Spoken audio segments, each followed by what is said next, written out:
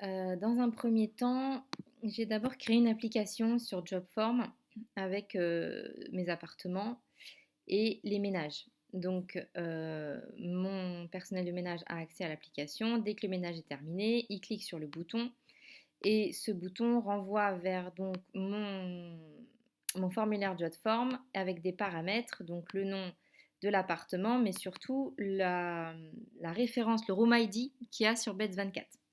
Donc de là, ça envoie donc un formulaire et on arrive donc sur les résultats du formulaire.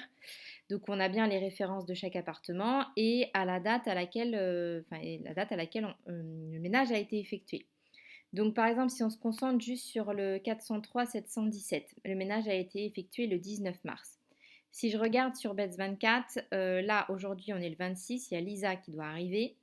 Effectivement, le ménage a été fait après Youssif le 19 mars. Donc là, le but, c'est d'essayer de trouver dans le formulaire, est-ce qu'il y a une date, est-ce qu'il y a un ménage qui a été fait entre la fin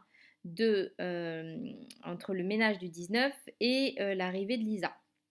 Donc du coup, je vais sur Make. Hop, voilà. Donc j'ai fait un petit scénario. Je récupère tous les bookings de Beds24 et là je lui dis enregistre-moi toutes les pour la date du jour, pour aujourd'hui, dis-moi quelles sont les personnes qui sont parties. Et donc, il va me remplir un data store qui va me rentrer donc avec la clé le room ID, nom, prénom, la date du check-out, le booking. Et ça, c'est des paramètres à moi parce que j'ai des appartements mères et des appartements filles sur Airbnb. Donc, c'est pour ça que j'ai des codes différents. Mais on part sur du simple, donc room ID. Du coup, bon, j'ai mis celui-là en place aussi, mais c'est pas la peine en fait. J'ai réussi à faire sans. Donc juste ce petit scénario qui va tourner une fois par jour pour que, en fait, ça mette à jour. Hop, voilà, ici. Donc ici, tous les jours, je vais savoir quels sont les. Enfin, ça va mettre à jour en fait tous les jours de check-out. Par exemple, donc là, pour le 403 710, alors bien évidemment, ce n'est pas mentionné. D'ailleurs, il faudrait peut-être que je le mentionne. On va mettre Youssif. Donc c'était en date du 19. Normalement, ça se fait automatiquement tous les jours, mais là, vu que je viens de le créer, en fait, je l'ai pas. Je l'ai pas à l'enregistrement. Donc, on va juste faire les choses correctement. Ok. Hop. Donc, enregistrement de Youssif. Hop. Et donc, c'est pour la room 403 717. Ok. Donc là, voilà. Donc ça, c'est censé se mettre automatiquement à jour. Là, par exemple, aujourd'hui, moi, j'ai 2 check-out. Mais celui de Youssif, il a eu lieu avant, donc du coup, je l'avais pas. Donc voilà, donc là, je l'ai mis. Du coup, on a enregistré, donc tous les jours, on va mettre à jour ça. Donc à chaque fois qu'il va y avoir un nouveau check-out, ça va s'écraser pour mettre à la date de la fin du check-out qui a eu lieu le plus tôt par rapport à la date d'aujourd'hui. Donc ensuite, on va sur le scénario principal. Donc vous préoccupez pas de tout ce qu'il y a à côté, c'est mon petit micmac. L'important pour nous, c'est tout ce qu'on a à gauche. Hop, voilà. Donc ce qui se passe, c'est que je vais récupérer ici toutes les réservations d'aujourd'hui. Hop, voilà. Donc check-in du jour. Donc, est-ce que le check-in de toutes les réservations qui sont moulinées correspond à la date du jour? Donc là, moi, j'en ai 2 qui correspondent à la date du jour. Donc, c'est les 2 qui sont là. Enfin, c'est les 2 d'ailleurs que j'ai enregistrés précédemment. C'est ces 2-là. Donc, sur le 403 717, on a bien Lisa. C'est ce qu'on avait vu tout à l'heure. Il y a Lisa qui arrive aujourd'hui. Donc, c'est ce qui ressort de mon truc là. Bon, on peut pas voir que c'est Lisa, mais c'est Lisa et un autre pour un autre appartement. Ensuite, je fais quoi? Je vais chercher donc mes formulaires, mes soumissions de formulaires dans Jotform et je regarde si le statut est actif. Attendez, je regarde juste. Ouais, je regarde juste si le statut est actif parce qu'après, ce que je vais faire, c'est que je vais supprimer. Pour l'instant, j'ai pas encore bien mis à jour les filtres et à mon avis, il faudrait plutôt affiner les filtres plutôt que de supprimer les soumissions. Mais pour l'instant, je vais supprimer les soumissions. Donc, je prends juste toutes les soumissions qui ont lieu, qui sont actives. Ensuite, ici, donc là, non, j'ai pas de truc. Là, donc, je vais récupérer du coup le dernier check-out qui a eu lieu sur ce même appartement, donc le 403-710. Du coup, là, on va aller chercher ça. À quelle date, enfin, quelle est la ligne qui revient à la date, le dernier check-out de cet appartement.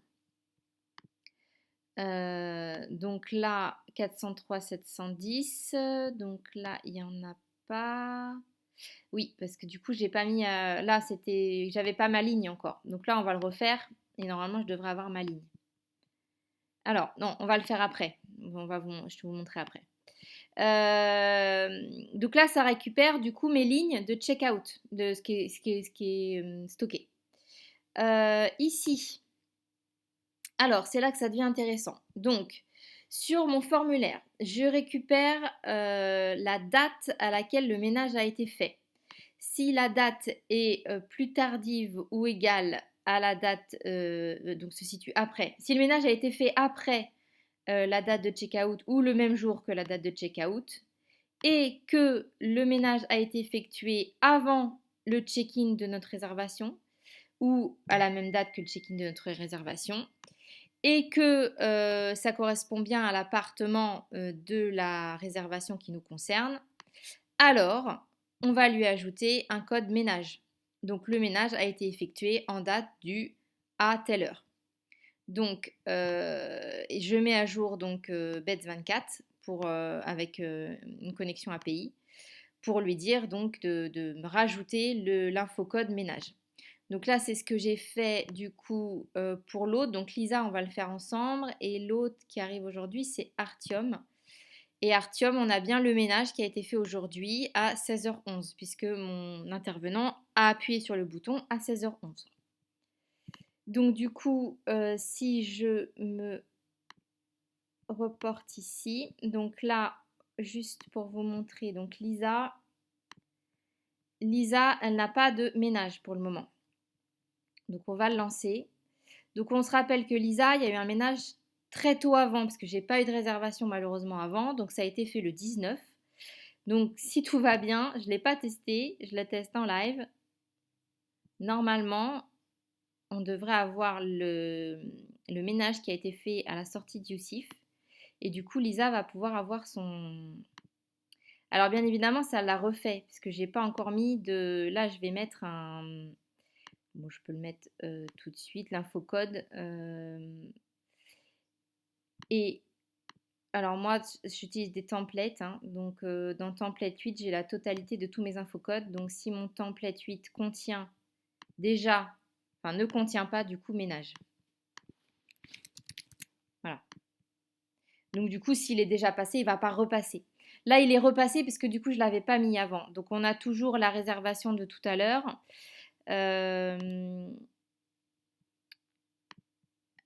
Bon, eh bien, écoutez, je vous propose, parce que là, on ne va pas voir grand-chose, si peut-être... Voilà, Youssif. Donc là, on est allé dans le data store. On a vu qu'il y avait bien un check-out sur le 403-717 qui correspond à Youssif et la date, c'était le 19 mars.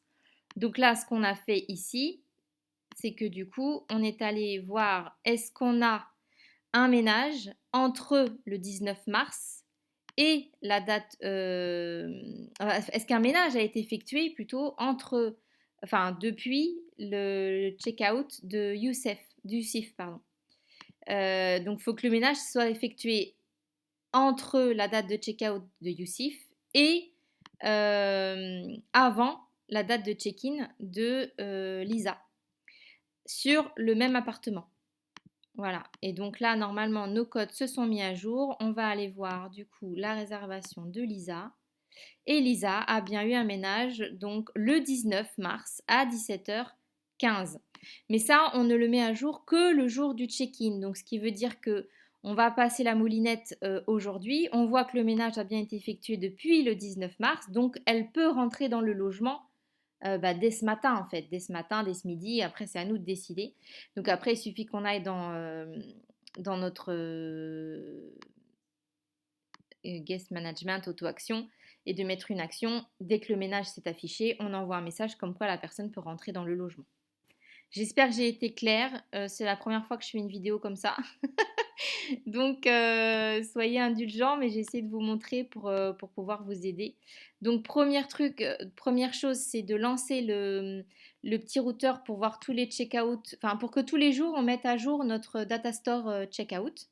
Comme ça, après, on peut travailler avec. Donc ça, on le fait tourner qu'une seule fois par jour. Contrairement du coup à celui-ci qu'on fait tourner régulièrement en fait. Moi je le mets toutes les 30 minutes, des fois je le mets plus court, plus large, ça dépend. Mais c'est assez régulier parce qu'on ne sait pas à quelle date va être fait le ménage. Par contre, on prend bien les réservations qui arrivent aujourd'hui. C'est pour ça qu'on a ce filtre ici. Et ceux qui n'ont pas, déjà la notion ménage, ça évite que ça remouline. Une fois qu'il a remouliné, si le ménage est fait, boum, ça remouline, ça envoie le code ménage. Et après, quand ça repasse dans la moulinette 30 minutes plus tard, étant donné qu'on a déjà le code ménage, il ne va pas repasser dedans. Voilà.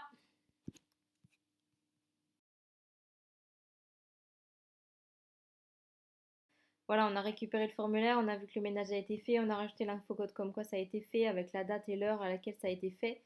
Moi, j'en ai plus besoin du coup, donc je le supprime. Sachant qu'en plus, ça mouline en haut là, ça mouline en fonction du nombre que j'ai. Donc je préfère supprimer. Donc moi, j'ai rajouté delete à la fin pour que ça se supprime ici. Donc là, j'ai supprimé l'infocode ménage pour pouvoir le remouliner et que ça se supprime bien pour voir que ça fonctionne. Donc normalement là, ça passe plus puisque les deux check-in que j'ai aujourd'hui, on les a passés déjà, on a déjà les deux infocodes ménage, donc ça va plus passer. Donc du coup, j'ai supprimé l'infocode ménage pour Lisa. Comme ça, on va repasser la moulinette et ça va supprimer la soumission qu'on a ici normalement en 403-717. Alors on va y aller ensemble. J'ai pas testé. On va le faire ensemble. C'est parti. Normalement il en prend qu'un. Non, il l'a pas pris. S'il réfléchit encore.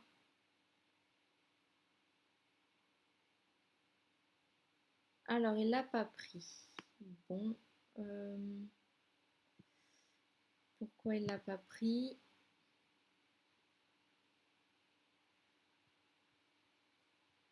Normalement c'était le 36. Oui voilà.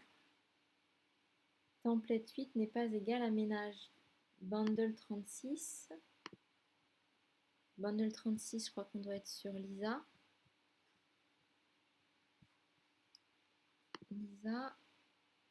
Non, c'est Artium. C'est Artium, donc Lisa c'était 98 de mémoire. Voilà, Lisa, c'est ça, 98. Alors, est-ce qu'on a l'infocode ménage? Tac. Non, nous n'avons pas l'infocode ménage. Alors, pourquoi il n'est pas passé? Il aurait dû passer parce que Lisa, elle arrive aujourd'hui. Check-in le 26, c'est bien aujourd'hui, donc elle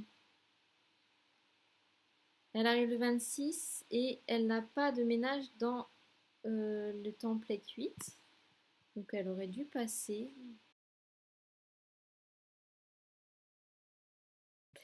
Le problème, c'est que j'ai déjà frais de ménage dans mes templates là, donc j'ai décidé de changer l'infocode. Je vais mettre l'infocode ménage OK. Là ici, on va mettre l'infocode ménage OK. Parce que je pense vraiment que le problème vient de là. Ménage OK, ménage OK. Hop. Donc là, les deux vont repasser parce que les deux sont sous ménage.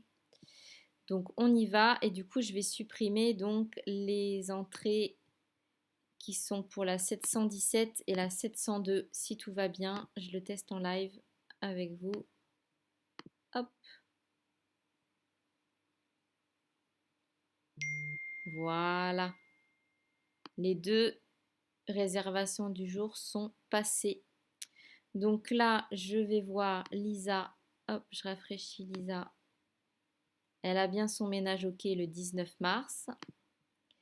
On a Artium qui arrive aujourd'hui. Lui qui doit en avoir deux du coup parce que...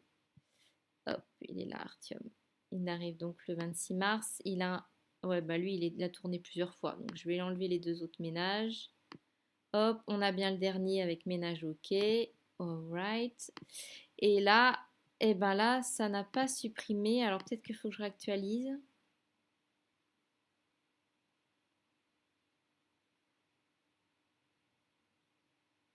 Et voilà. On n'a plus le 717 et on n'a plus le 702. On a nos codes qui sont à jour. Tout est bon. Voilà, il n'y a plus qu'à laisser mouliner. Ça, on n'en a pas besoin. On fait tourner ça une fois par jour. Hop. Et donc là, on a tout bon jusqu'à la suppression. Et on attend les prochains ménages. Après, il restera à faire l'auto-action pour envoyer le message. Donc soit on fait un infocode avec une auto-action, soit on fait un envoi de SMS. Après, c'est chacun comment il veut le faire. Moi, pour l'instant, j'ai un iPhone, donc je ne peux pas envoyer de SMS gratuitement, mais j'ai demandé un Android, donc je passerai ensuite à l'envoi de SMS. Voilà.